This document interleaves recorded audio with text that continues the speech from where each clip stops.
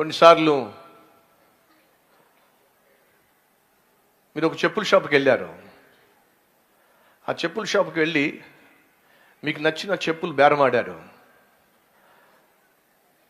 300 చెప్పాడు, మీరు 120 రూపాయలకి అడిగారు. అతను చెప్పాడు, ఇది లెదర్ అండి, ఈ కొట్లో తప్ప ఇంకెక్కడ ఏ కొట్లో మీకు ఈ లెదర్ చెప్పులు దొరకవండి. నేను మంచి ధరే చెప్పాను, ఒక 10% డిస్కౌంట్ చేసి 270 రూపాయలకి ఇస్తాను. చాలా చక్కగా మాట్లాడితే, ఎందుకు ఈ బోడి చెప్పులకి 270 రూపాయలు? నాకేం అవసరంలా, ఇవే చెప్పులు, ఇంతకంటే మంచి చెప్పులు 150 రూపాయలకి నేను కొనుక్కొని నీ ముందే నడుస్తా, చూడు కావాలంటే అని చెప్పి నువ్వు ప్రగల్భాలు పలికి ఆ షాప్లోంచి బయటకు వచ్చావు. ఎడం పక్కకి వెళ్ళావు, అన్ని షాపులు తిరిగావు. అతడు బయటే కుర్చీలో కూర్చొని చూస్తా ఉన్నాడు. ఆయన ముందే మళ్ళీ అటువైపుకి వెళ్ళావు. చాలా సందర్భాల్లో మీరు గమనించారా, చెప్పుల షాపులు అన్నీ ఒకే చోట ఉంటాయి. సినిమా థియేటర్లు కూడా ఒకే వీధిలో ఉంటాయి. కొన్నిసార్లు హాస్పిటల్స్ అన్నీ ఒకే చోట ఉంటాయి. బంగారపు కొట్లు కూడా ఒకే చోట ఉంటాయి. అలాగే ఈ బట్టల వ్యాపారం కొట్లు, ఆ బ్రదర్స్ ఈ బ్రదర్స్ అన్ని బ్రదర్స్ కలిపి ఒకే స్ట్రీట్కి వచ్చేస్తారు. అలా ఒక చోటే అనేక షాపింగ్ మాల్స్ ఉన్నా, సినిమా థియేటర్స్ ఉన్నా, హాస్పిటల్స్ ఉన్నా, వాళ్ళ మధ్య పోటీ ఉండదు, వాళ్ళ మధ్య కొట్లాట్లు ఉండవు, వాళ్ళ మధ్య ఇబ్బందులు ఏమి ఉండవు. ఒక చోట సంఘం ఉంటే మరొక చోట పక్కనే సంఘం పెట్టండి, ఏడుపు. కల్వరి టెంపుల్ సంఘం ఎక్కడన్నా పెడదాం అనుకుంటే ముందు వచ్చే పెద్ద సమస్య ఏమిటంటే ఏడుపు. ఎంతోమంది ప్రార్థన చేస్తున్నారు, కల్వరి టెంపుల్ మాత్రం మా పట్టణానికి రావడానికి వీల్లేదు. ఏమిటో మరి, బంగారం షాపులు ఉన్న చోట వెళ్ళి మరొకడు బంగారం షాప్ పెడితే ఎవడు ఏడవట్లా? సినిమా హాలు ఉన్న చోట మరొక సినిమా కడితే ఎవడు ఏడవట్లా? ఎందుకంటే వాళ్ళ తెలుసు, నా వ్యాపారం నాది, నా నాణ్యత నాది, నా మీద ప్రజలకున్న నమ్మకాన్ని బట్టి నా కస్టమర్స్ నా దగ్గరికే వస్తారు. ఎవరైనా ఏ వ్యాపారమైనా ఎక్కడైనా పెట్టుకోవచ్చు, ఆటంకపరిచే హక్కు నాకు లేదు. అలాగే ఎవరైనా ఎక్కడైనా సువార్తను ప్రకటించవచ్చు, సంఘాన్ని స్థాపించవచ్చు, ఆటంకపరిచే హక్కు ఏ ఒక్కరికి లేదు.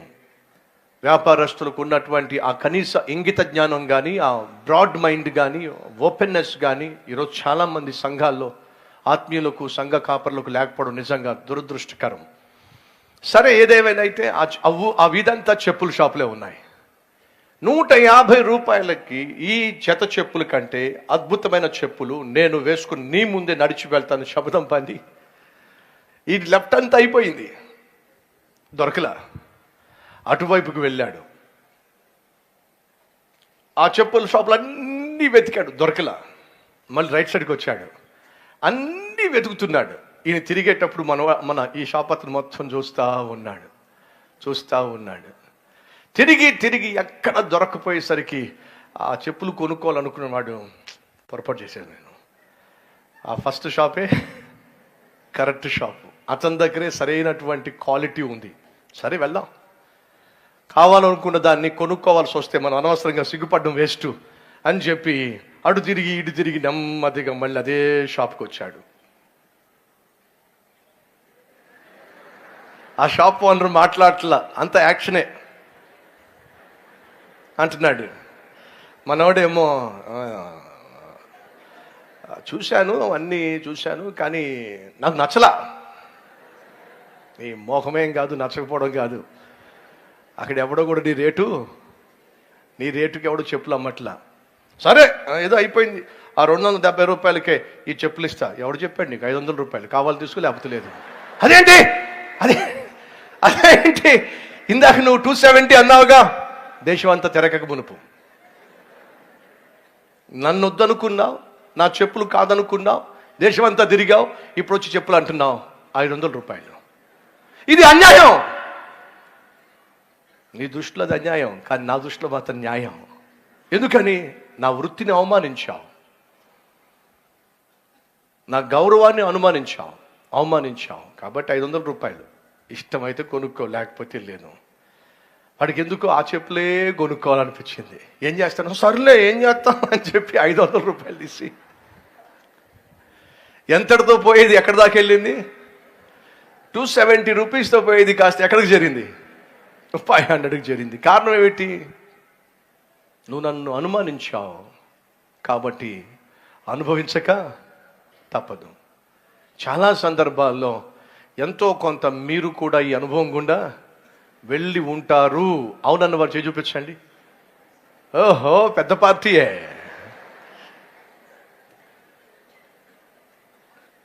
యేసుక్రీస్తును కాదని చెప్పి నువ్వు దేశమంతా తిరిగి చివరికి యేసయ్య దగ్గరకు వస్తే మనస్ఫూర్తిగా నిన్ను అంగీకరించగలిగిన ఏకైక దేవుడు. ఏ దేశమంతా తిరిగి అన్ని చోట్లకు వెళ్ళి అన్ని చేసి ఇప్పుడు చివరికి నా దగ్గరకు వచ్చావు, ఎదుకొచ్చావు, పోయిక నుంచి అనేవాడు కాదండి. నా ప్రభు అన్నాడు, నా యొద్దకు వచ్చు వారిని ఎంత మాత్రము నేను త్రోసివేయను.